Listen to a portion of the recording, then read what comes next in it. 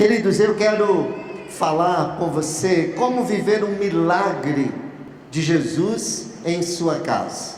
Eu quero dizer que talvez você viu essa foto bonita aí. Isso foi uma brincadeira do meu filho, botou essa foto aí. Eu não vou pregar sobre prosperidade, né? Eu não tenho uma casa dessa, creio que nunca vou ter, e conhecendo o meu coração, nunca ficaria tranquilo numa casa assim, sabendo que tem gente que mora, né, em um barraco.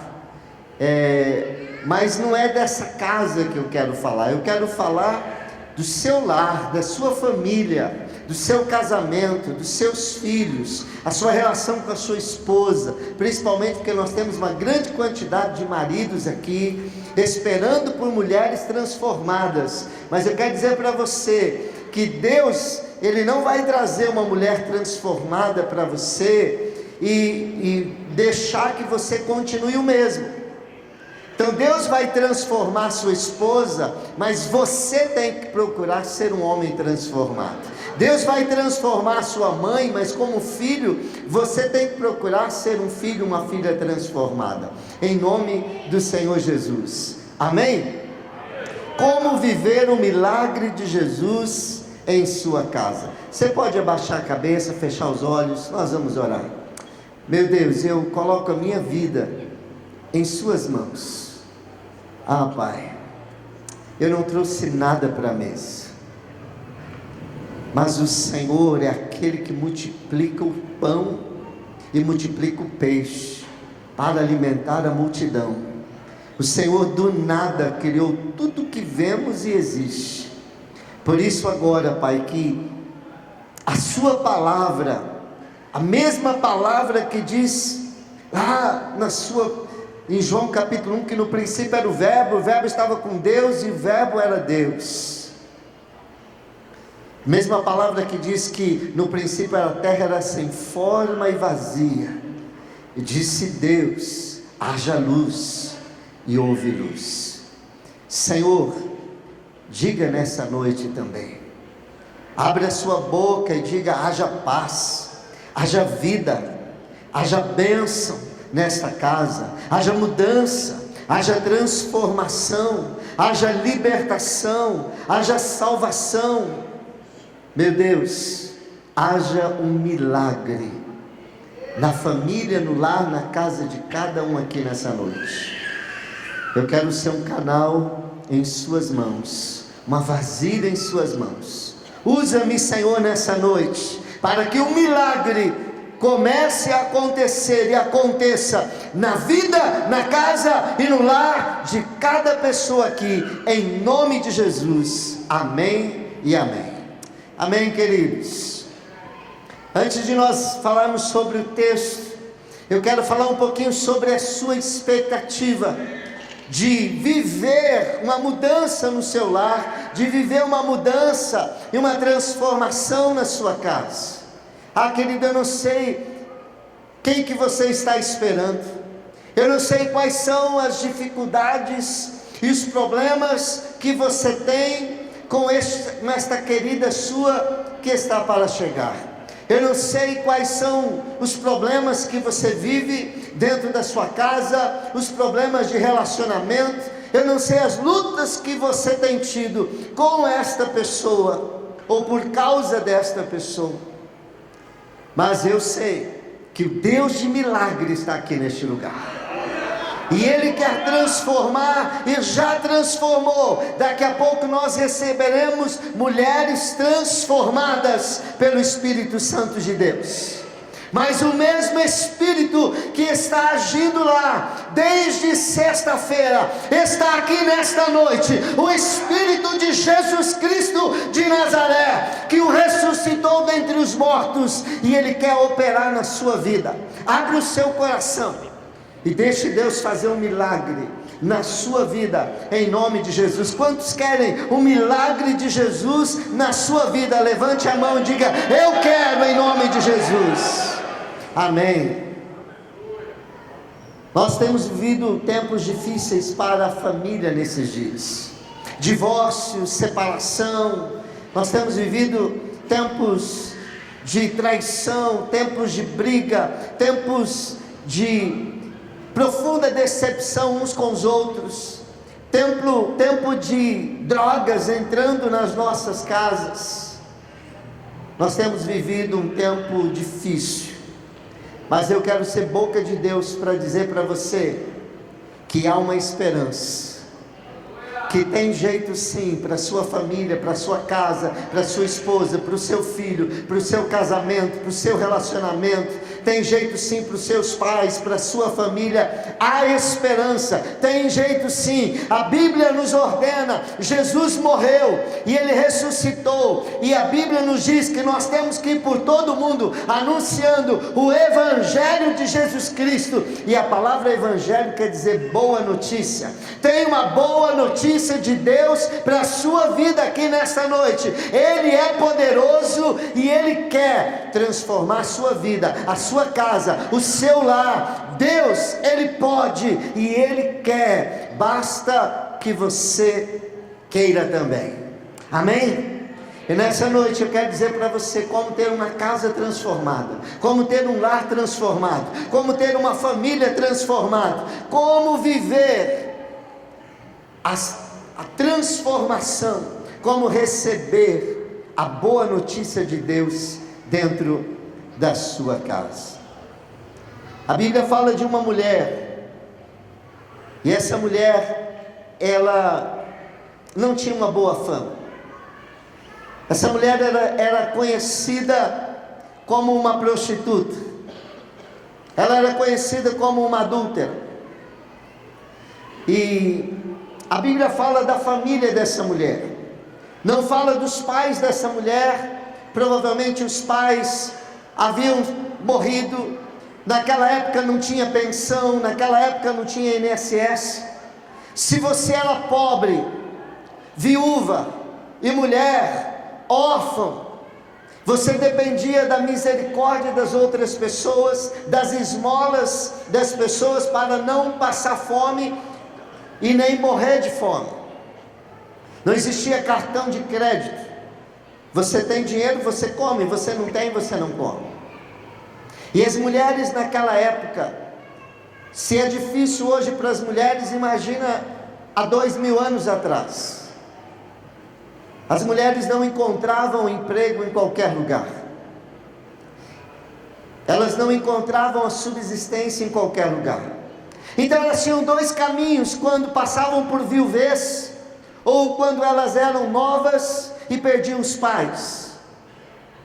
O caminho delas era mendigar, ou o caminho delas era se prostituir. E aqui a Bíblia conta a história dessa mulher. Nós não sabemos, mas um dia ela chega até Jesus, e eu não sei como que ela conseguiu, mas muito provavelmente a história conta que dela saíram 7 demônios, e que as pessoas, quando ela se aproximou de Jesus, as pessoas começaram a falar mal de Jesus, porque ela era uma mulher de má fama, ela era uma mulher que não era bem-vinda entre os religiosos, entre as pessoas de bem.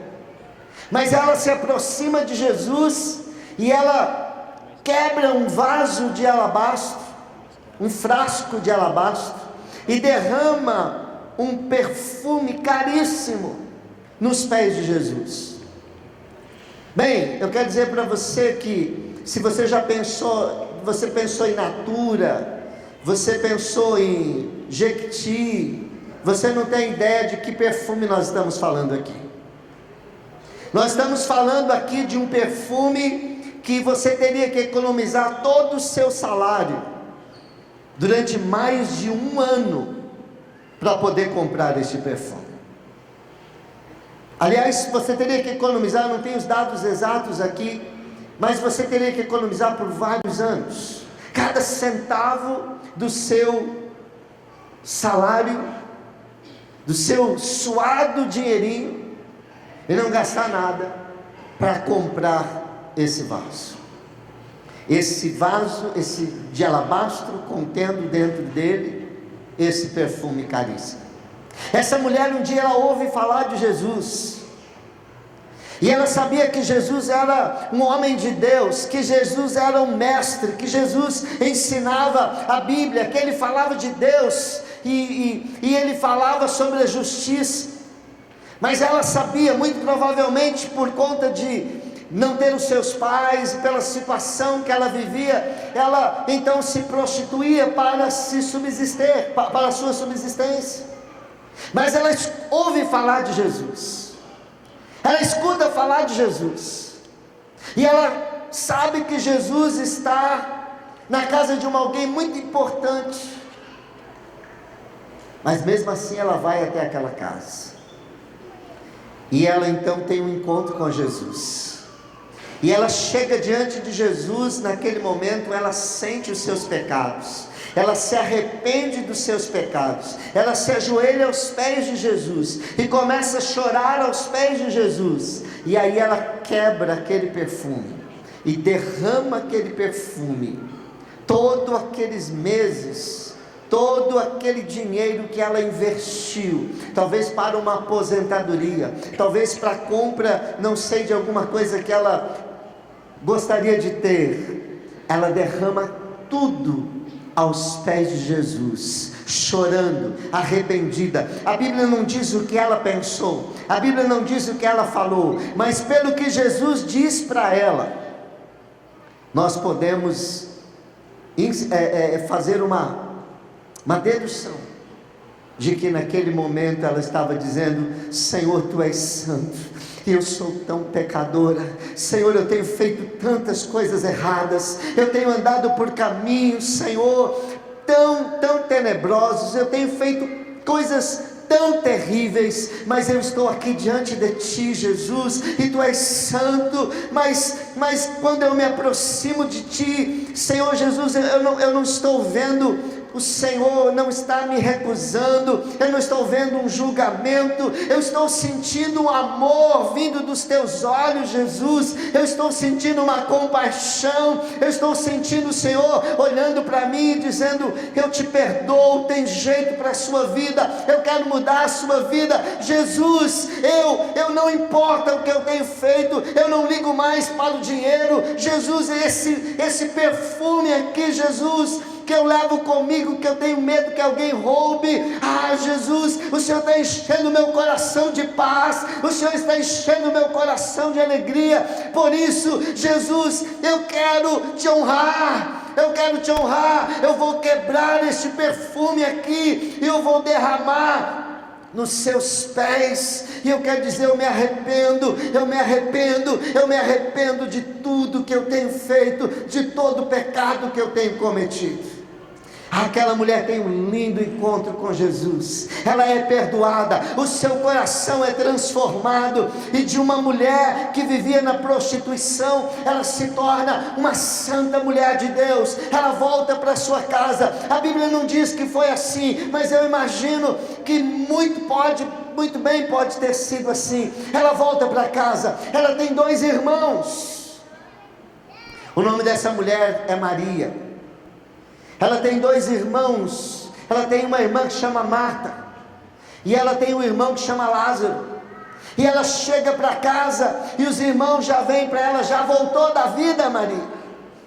Mas eles enxergam nos olhos de Maria um brilho diferente, eles enxergam um sorriso diferente.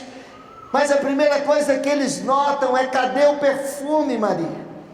Você vendeu, o que você fez? Você foi roubada. Ela diz: não, eu derramei aos pés de Jesus de Nazaré, o Mestre, o Messias, aquele que haveria de vir, o Salvador. Ele mudou o meu coração, Ele lavou o meu coração, Ele limpou o meu coração, e hoje eu pertenço a Jesus Cristo. Ele é meu amado, eu convidei Ele para vir em casa.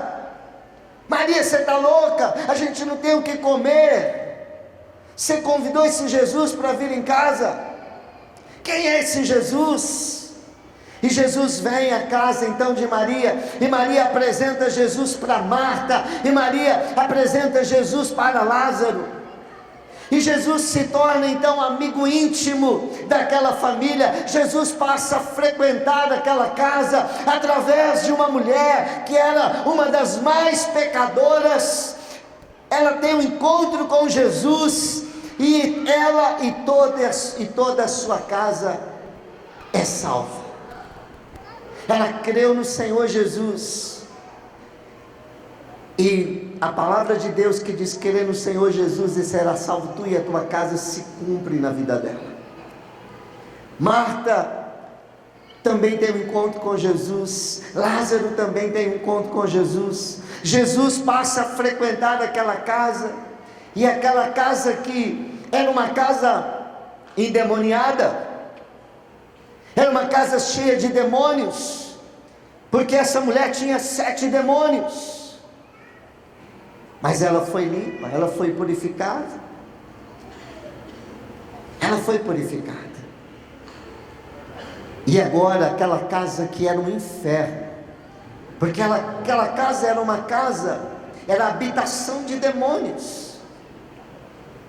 Só havia brigas, xingamentos, um xingando o outro, um brigando com o outro, um cobrando o outro. Só havia cobrança, só havia briga.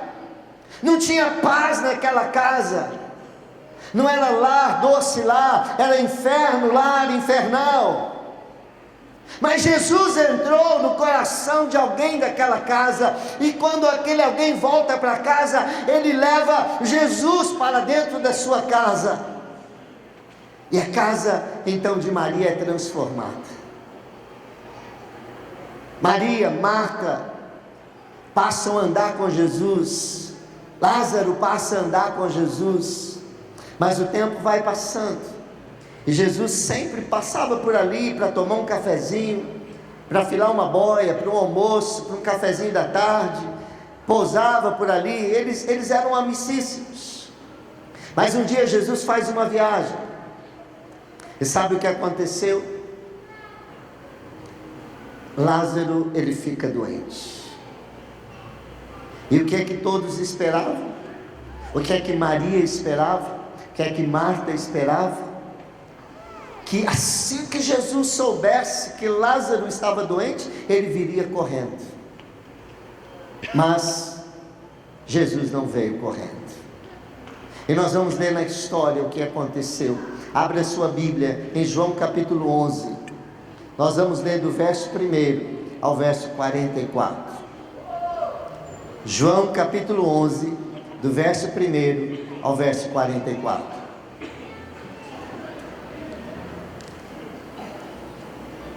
Diz assim a palavra de Deus: havia um homem chamado Lázaro. Ele era de Betânia, do povoado de Maria e de sua irmã Marta. E aconteceu que Lázaro ficou doente.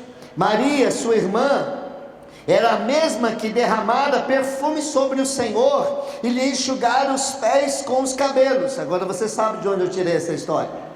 Então as irmãs de Lázaro mandaram dizer a Jesus: Senhor, aquele a quem amas está doente. Ao ouvir isso, Jesus disse: essa doença não acabará em morte, é para a glória de Deus, para que o Filho de Deus seja glorificado por meio dela. Jesus amava Marta, a irmã dela, e Lázaro. No entanto, diga no entanto, quando ouviu falar que Lázaro estava doente, ficou mais 2 dias onde estava. Depois disse aos seus discípulos: vamos voltar para a Judéia. Estes disseram: Mestre, há pouco os judeus tentaram apedrejar-te, e assim mesmo vais voltar para lá? Jesus respondeu: o dia não tem 12 horas? Quem anda de dia não tropeça, pois vê a luz deste mundo. Quando anda de noite tropeça, pois nele não há luz. Depois de dizer isso, prosseguiu dizendo-lhes: nosso amigo Lázaro adormeceu, mas vou até lá para acordá-lo. Nosso amigo, diga amigo. Seus discípulos responderam: Senhor, se ele dorme, vai melhorar. Jesus tinha falado de sua morte, mas os seus discípulos pensaram que ele estava falando simplesmente do sono. Então lhes disse claramente: Lázaro morreu. E para o bem de vocês, estou contente por não ter estado lá. Muito estranho isso aqui, Lázaro morreu e eu estou contente, né? Lázaro morreu, e para o bem de vocês eu estou contente por não ter estado lá, para que vocês creiam, mas vamos até ele. Então Tomé, chamado Dídimo, disse aos outros discípulos: vamos também para morrermos com ele. Ao chegar, Jesus verificou que Lázaro já estava no sepulcro havia 4 dias, diga 4 dias. Betânia distava a cerca de 3 quilômetros de Jerusalém, mais ou menos a distância até Parnaso. E muitos judeus tinham ido visitar Marta e Maria para confortá-las pela perda do irmão. Quando Marta ouviu que Jesus estava chegando, foi encontrá-lo, mas Maria ficou em casa. Disse Marta a Jesus: Senhor, se estivesses aqui, meu irmão não teria morrido. Mas sei que mesmo agora Deus te dará tudo o que pedires. Disse-lhe Jesus: o seu irmão vai ressuscitar. Marta respondeu: eu sei que ele vai ressuscitar na ressurreição, no último dia. Disse-lhe Jesus: eu sou a ressurreição e a vida. Aquele que crê em mim, ainda que morra, viverá. E quem vive e crê em mim, não morrerá eternamente. Você crê nisso? Ela lhe respondeu: sim, Senhor, eu tenho crido que tu és o Cristo, o Filho de Deus, que devia vir ao mundo. E depois de dizer isso, foi para casa, e chamando à parte Maria, disse-lhe: o mestre está aqui e está chamando você. Ao ouvir isso, Maria levantou-se depressa e foi ao encontro dele. Jesus ainda não tinha entrado no povoado, mas estava no lugar onde Marta o encontrara. Quando notaram que ela se levantou depressa e saiu, os judeus que estavam confortando em casa, seguiram-na, supondo que ela ia ao sepulcro para ali chorar. Chegando ao lugar onde Jesus estava e vendo, Maria prostrou-se aos seus pés e disse: Senhor, se estivesses aqui, meu irmão não teria morrido. Ao ver chorando Maria e os judeus que a acompanhavam, Jesus agitou-se no espírito e perturbou-se. Onde o colocaram? Perguntou ele. Vem ver, Senhor. Responderam eles. Jesus chorou. Então os judeus disseram: vejam como ele o amava. Mas alguns deles disseram: ele que abriu os olhos ao cego não poderia ter impedido que este homem morresse? Jesus, outra vez, profundamente comovido, foi até o sepulcro. Era uma gruta com uma pedra colocada à entrada. Tirem a pedra, disse ele. Disse Marta, irmão do morto: Senhor, ele já cheira mal, pois já faz 4 dias. Disse-lhe Jesus: não falei que se você cresce, veria a glória de Deus? Então tiraram a pedra. Jesus olhou para cima e disse: Pai, eu te agradeço porque me ouviste. Eu sei que sempre me ouves, mas disse isso por causa do povo que está aqui, para que creia que tu me enviaste. Depois de dizer isso, Jesus bradou em alta voz: Lázaro, venha para fora. O morto saiu, com as mãos e os pés envolvidos em faixas de linho, e o rosto envolto num pano. Disse-lhe Jesus: tirem as faixas dele e deixem-no ir.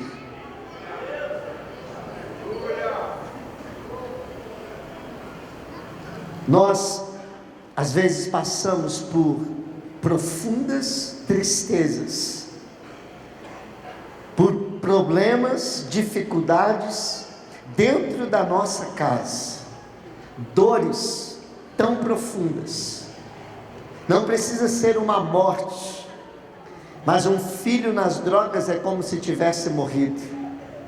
Um casamento onde não tem mais carinho, não tem mais amor, não tem mais troca de abraços, de beijo, palavras de carinho, é um casamento morto. Há muitos pais que por anos, para eles os seus filhos estão mortos, porque não falam com seus filhos. Há muitos filhos que têm irmãos mortos, porque por meses e por anos, não que esteja dentro de um sepulcro, mas por meses e por anos, não fala mais com o irmão, não fala mais com a irmã, não fala mais com o pai, não fala mais com a mãe, não fala mais com o filho, não fala mais com a filha. Relacionamentos mortos. Talvez seja o seu caso, talvez seja para onde você está se encaminhando com a situação que você está vivendo na sua casa. Relacionamentos que estão morrendo, relacionamentos conjugais, relacionamentos de pais para filho, relacionamento de filhos para pais, relacionamentos entre irmãos.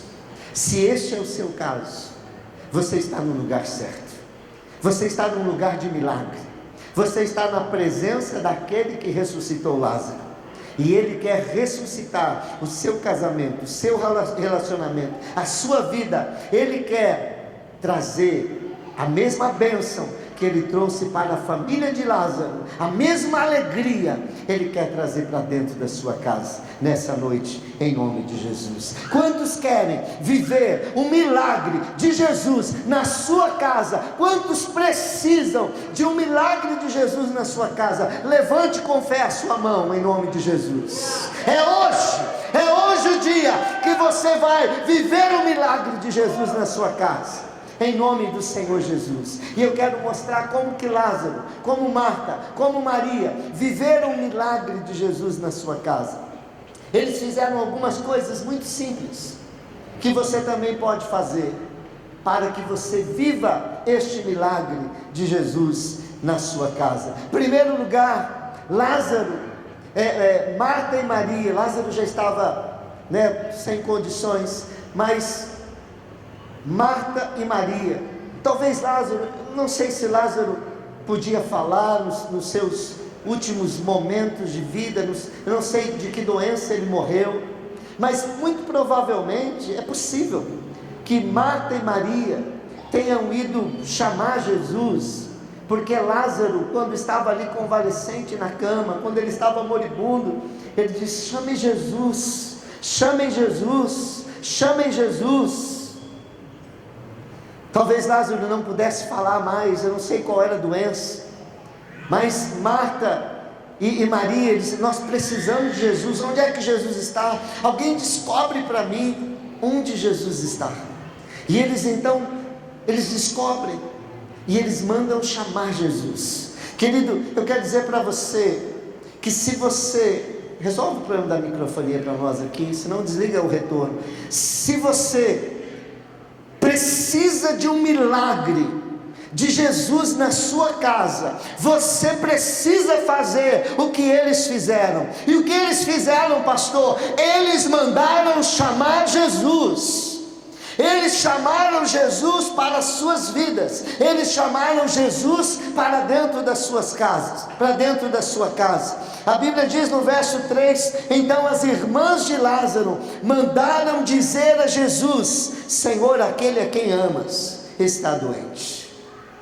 Eles confiavam em Jesus, eles foram até Jesus, eles mandaram chamar Jesus. Qual é o nome que você pensa?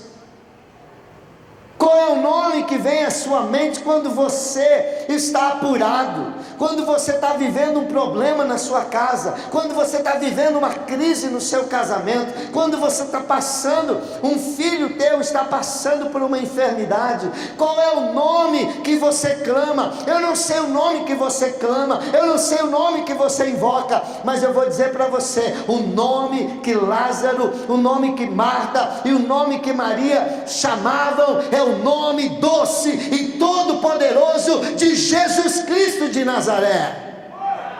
E a Bíblia diz que todo aquele que invocar o nome do Senhor será salvo, será salvo.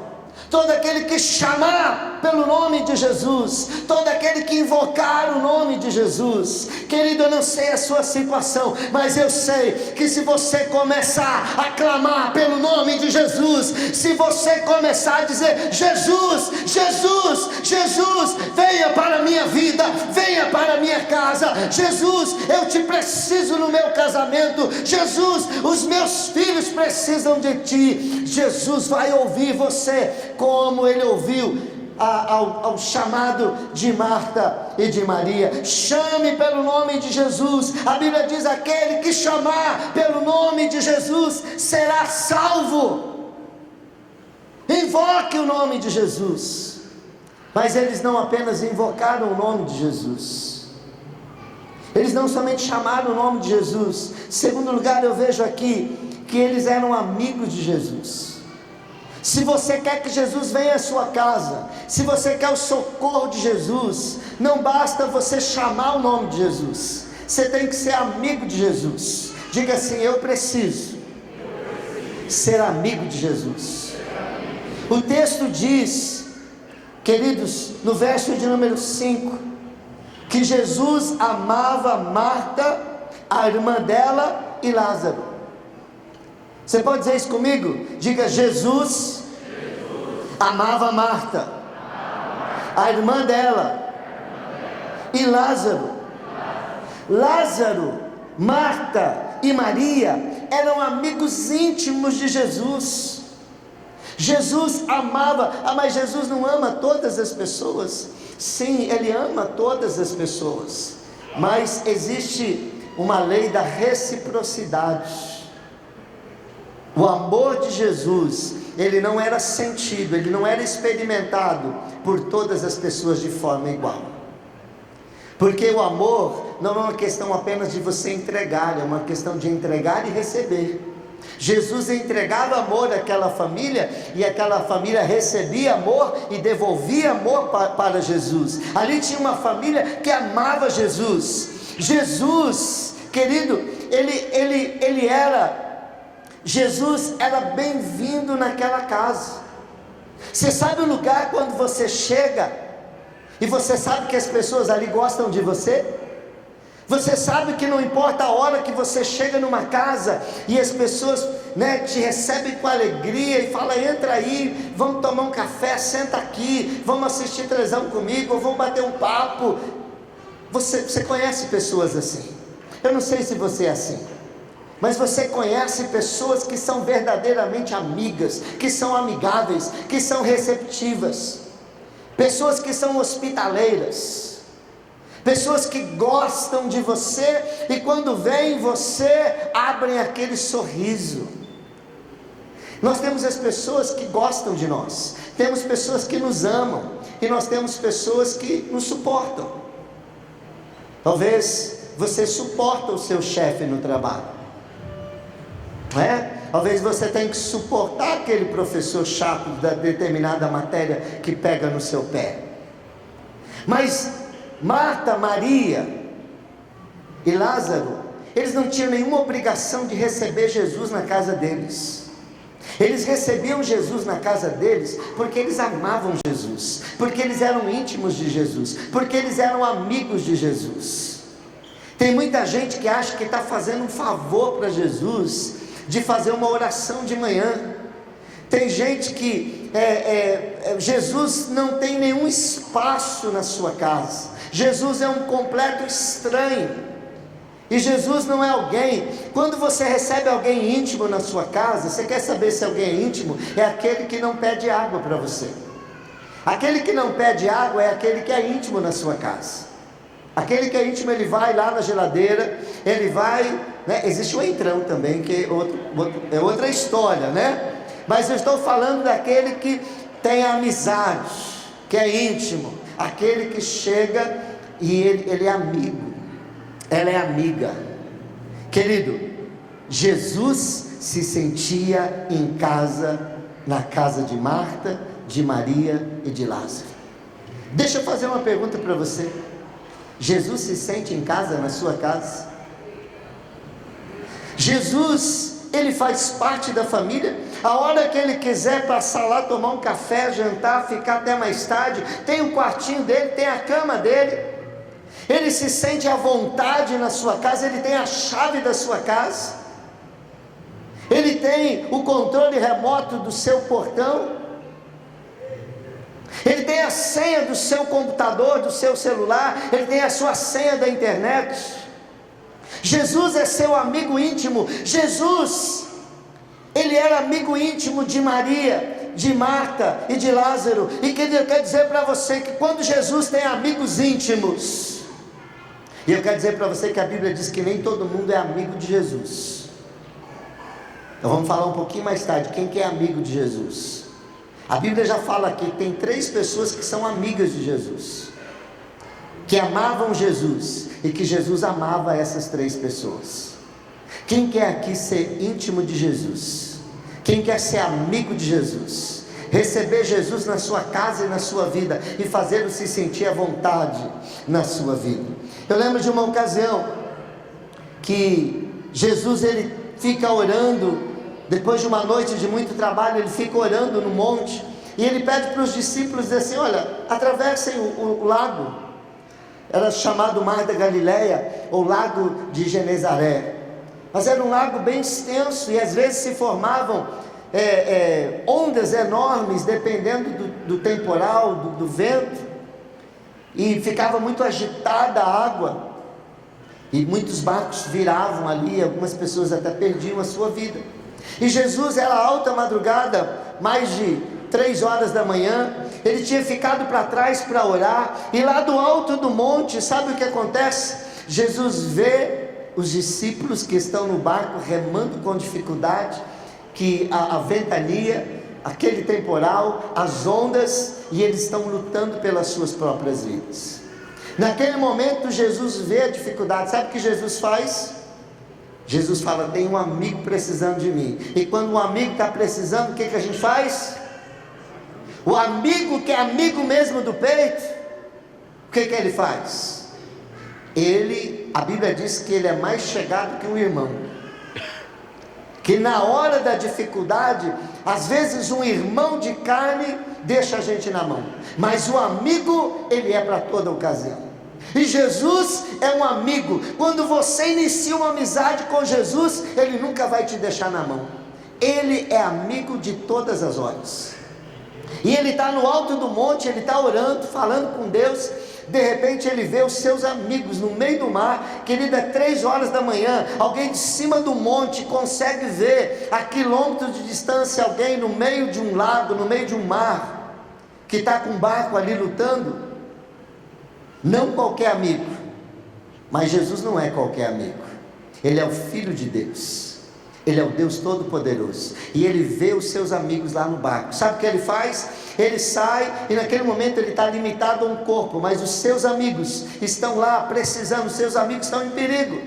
Então ele fala: não tem outro jeito para eu chegar até os meus amigos, ou eu chego voando, né? Mas aí não vai existir Superman, aí vão falar que é o Super Jesus.